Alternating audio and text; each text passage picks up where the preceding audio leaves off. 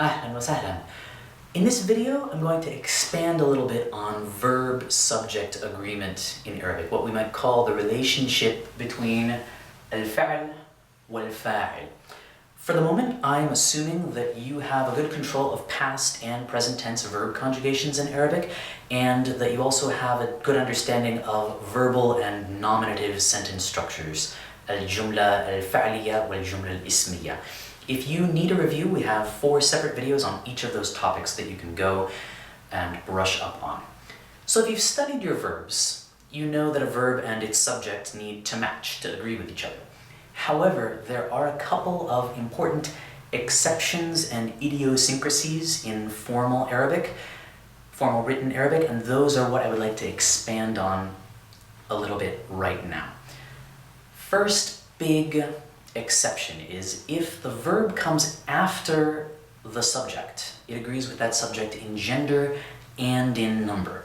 It can look plural. But if a verb comes before its subject, as is often the case in written Arabic, then it agrees with the subject in gender, but it stays singular even if the subject is plural. So let's take a look at what I mean. Here is an example. We have 2 sentences, الطلاب تخرجوا من الجامعة and تخرج الطلاب من الجامعة, and in terms of meaning they are absolutely identical. The students graduated from college. Here we have a nominative sentence, a jumla ismiya. It starts with the noun, and the noun is plural. So the verb that follows it, the verb that follows that subject is also going to be plural. It's conjugated with that u at the end, تخرجوا.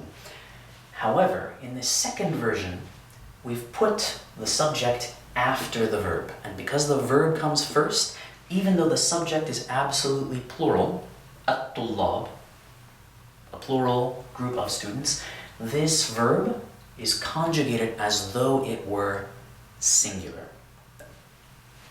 That is to say, it's conjugated for the masculine third person singular conjugation. In written Arabic, this is obligatory if we're going to put the verb first. Here's another example of the same thing, except this time we have a feminine human plural, صديقات. Again, these 2 sentences are identical in terms of meaning. صديقاتي يخرجن معا كل أسبوع. Or تخرج صديقاتي معا كل أسبوع. My grammatically feminine friends go out together every week. Once again though, صديقاتي comes first in this version of our sentence, so our verb is conjugated in the plural because it comes after, because we lead with the noun. However, here, since we're starting with the verb, even though صديقاتي is definitely a human plural, we're conjugating this verb, تخرج, as feminine singular because it comes first. In formal Arabic, this is the way we have to do it. Anything else is a bit wrong, or perhaps more than a bit wrong. You should also be aware that there are those who would argue that version 2 of each of these sentences is better style in formal written Arabic. That if we can get away with constructing our sentences verb first, then that is the more elegant choice. Sometimes we can't. Maybe there's a preposition or a conjunction in an earlier clause of our sentence that requires a noun to come after it in formal Arabic, and then we would have to go with option 1.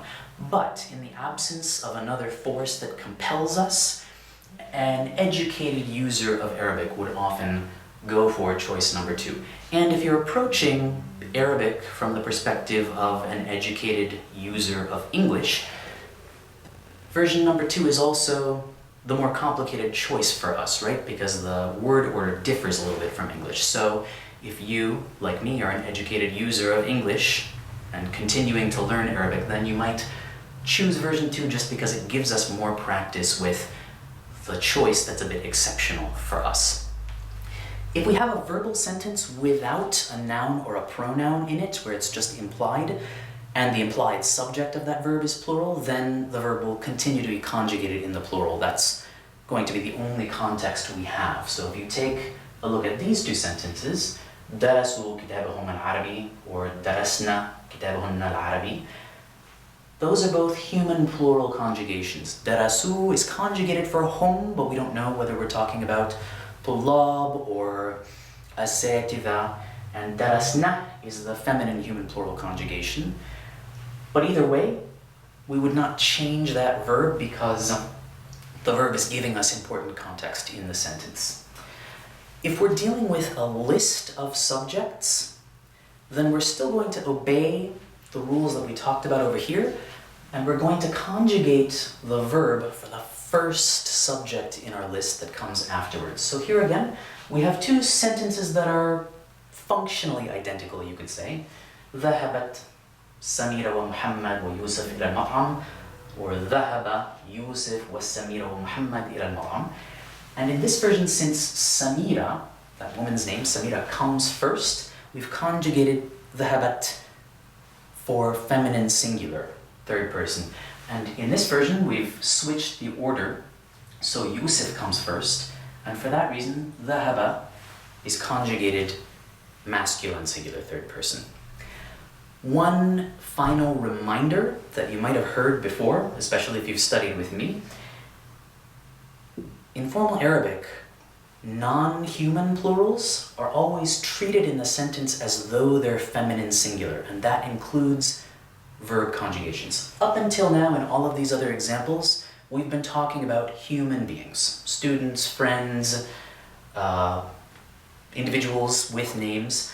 But if we wanted to talk about something non-human, we would conjugate the verb as though it was feminine singular, even if it were plural. So if we wanted to say, the cats drank the milk, we could say, شربت القطط الحليب, or we could say, القطط شربت الحليب.